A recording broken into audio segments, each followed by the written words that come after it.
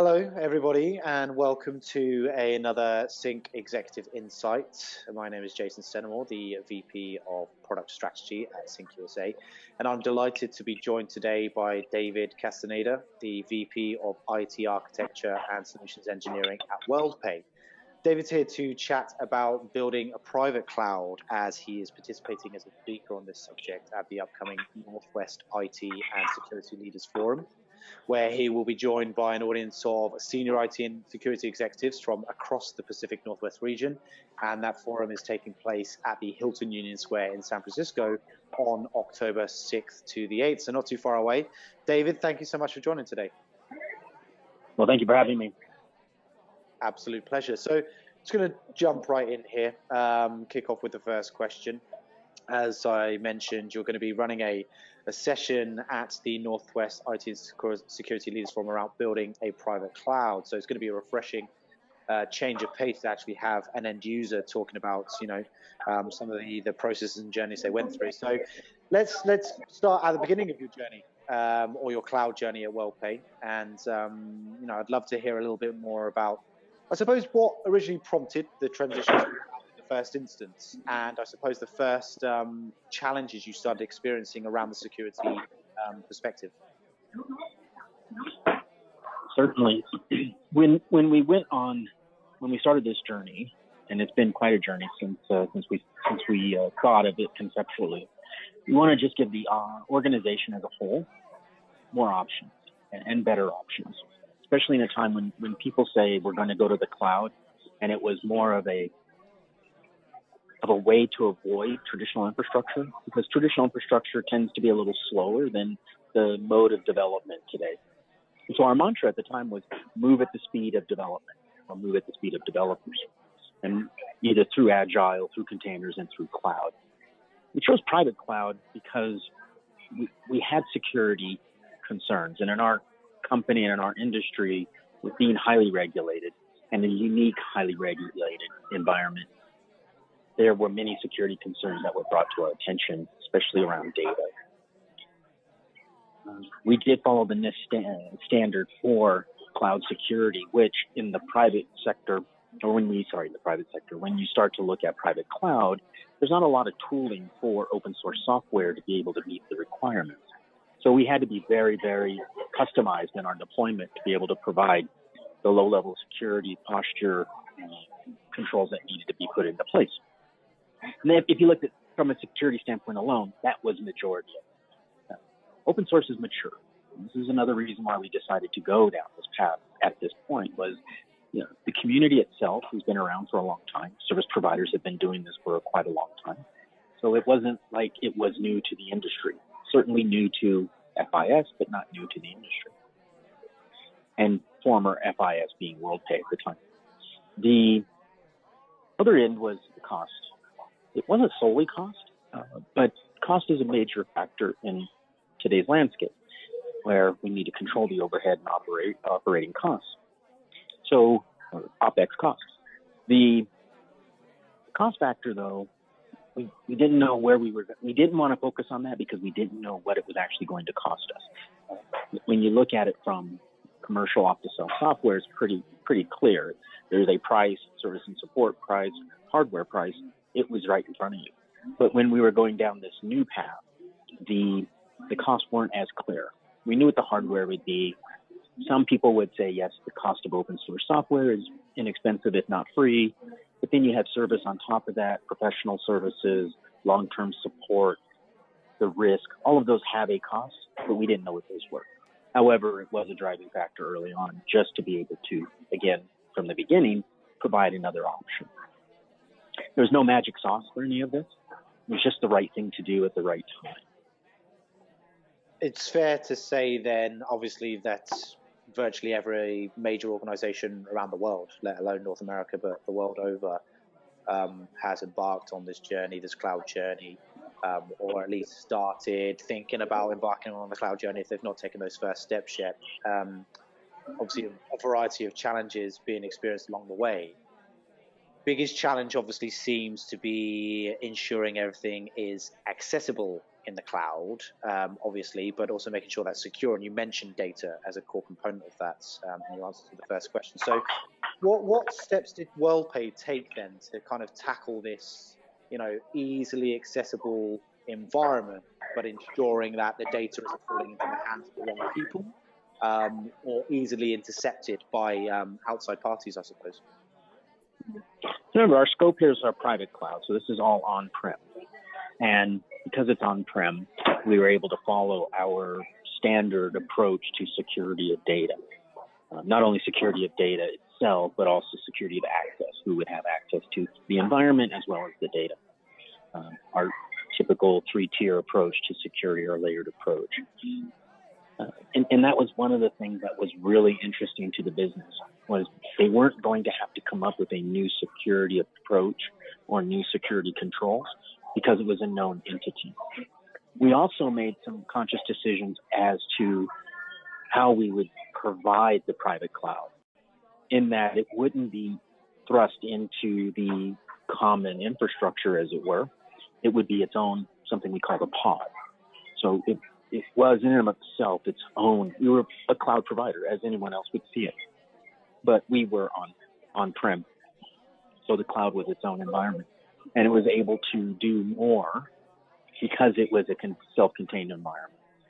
It was able to do more quicker, and we were able to prove that because we put revenue generating applications on it, which is another factor. If and I would say this to anybody, it was in our best interest not to choose a hello world application, meaning something that would never garner interest and couldn't have a real impact to the company. We had to take a real risk here. We did it intelligently. We made some educated decisions along the way, but we had to take a risk where we chose something that was going to provide revenue to the company. That's how we got traction from the business groups themselves. But going back to security, our security posture was the same. Our ability to innovate and deploy quickly was that we treated the cloud as if it were a service provided. Any of the service providers out there that exist, we just did it internally. Got you. So would you say that's where you guys succeeded, where others struggle? The fact that, it was on-prem, and the way you just kind of treated the cloud in general? I can go off of my history. In other companies where I tried this, it was the risk reward, I think, that most people couldn't get past. There aren't a lot of cloud talent out there for private enterprise, because most of them are taken up by other companies, obviously. So we had to nurture and find the right talent to be able to do this. And if you don't have that, if you're not a big company that can afford a development organization strictly devoted to your own private cloud, then it's a recipe for failure and not for success. So we had to look at people. We had to look at talent. We had to make sure we had the correct brain trust to be able to do this. The energy, the team, all of that had to come together. And once we knew we had that's what really solidified our solution. Because the technology, but we had to have the correct people in place.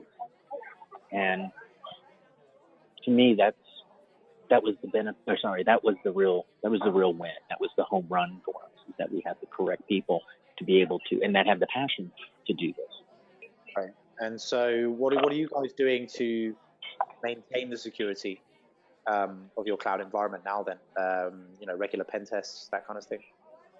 So those are things that happen organically, right? But we do have to follow our current security posture and anything like that.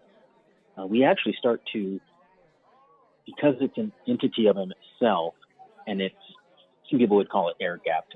I wouldn't necessarily call it that, but because it's air-gapped, we don't allow change, and we're not forced to allow change. So anyone that wants to use our cloud must follow our rules. We have SLA and OLAs in place. If you want to be on this highly resilient, low-cost environment, you must meet these prerequisites. And over time, you must maintain to be within those prerequisites. we don't allow for variation, and that's how we are able to be successful as well, because we don't have a multitude of options, and we work with our development teams and product teams to be able to understand clearly what's in front of them. We don't have issues, and we don't have sprawl. And because we don't have sprawl and we don't have issues, our security posture doesn't have to change on a daily basis. Got you. Okay. So moving into your presence and presentation at the event itself coming up, you've been able to provide some fantastic insight into what you intend to cover during that discussion. But what do you ultimately want the attendees to be able to take away from your session? And as possible. When I talk to other peers out there, they raise their eyebrows and look at me and say, "Well, how did you do that?" And not in the way of the intellectual capital, but how did you convince the business to do that? And we have a number of things a number of ideas that are helpful to people of how to approach this. One of them would be what I just mentioned about having strong SLAs and OLAs in place, partnerships with your businesses, not allowing for sprawl. These are the types of takeaways I'm hoping people will be able to do. It's in everyone's best interest to have options, both in our company and any other company. But if enterprises start to go down this path and its community starts to expand, then it's in everyone's best interest, because we can start to feed off each other. You start to start that community that we get over the hump. Again, the maturity of the technology is there, I think, at this point. It's just about skilling up. It's about best practices. It's about information sharing.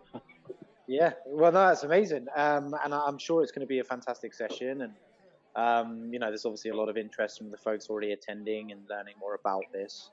Got a really good audience coming to the event itself, and I believe this is the first time you're coming. So just to kind of, I suppose, close off our chat today, I mean, what are you personally most looking forward to about the event itself?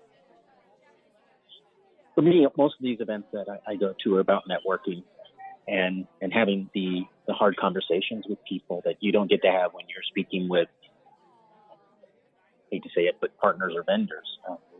IT to IT professionals, conversations are hard to have. So this is a great forum for that. And any of these types of conferences are great forums for that. I would want to be challenged. People raise their hand and say, "How did you do it? Why did you do it? Prove it.